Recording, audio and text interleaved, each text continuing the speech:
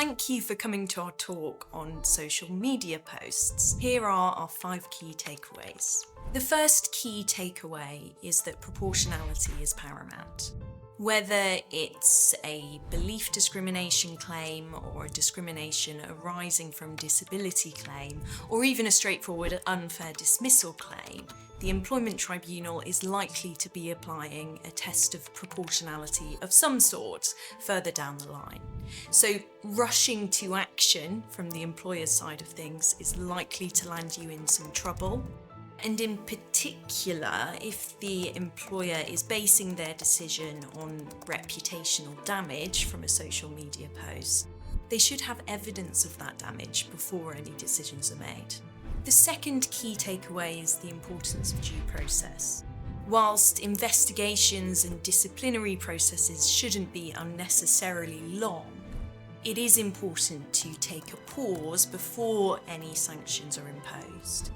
And within sanctions, I also include the act of suspending an employee, which of course in and of itself can be a detriment upon which discrimination claims are founded.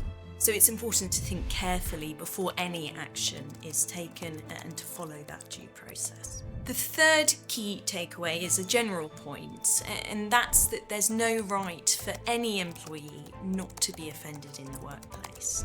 So it's easy in the current era of online rage and indignation for employers to feel swayed by the overwhelming view of their own workforce. It's important to remember that disagreeable beliefs are not necessarily beliefs that should attract disciplinary consequences. So this feeds into my earlier takeaways about the importance of having that pause and thinking carefully before the process continues. The fourth key takeaway is related to the third, and it's where if you are an employer, or indeed if you're an employee, where the business advances a particular belief or a particular worldview, just because one employee advances the opposite worldview or the opposite set of beliefs does not mean that they don't have any place in that business or that they should be dismissed.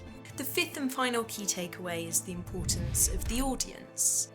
There are lots of ways people can post online. You can post on X, which is a public forum for everyone to see, but equally there are platforms like Facebook where only a select few friends, depending on your settings, can see what you've actually written online. And distinguishing between the type of social media used, whether or not the employee has attributed their views as being their employer's views, whether or not they've identified themselves as working for their employer online, these are all factors that should play into the decision the employer makes about what, if any, action should be taken as a consequence of a social media post.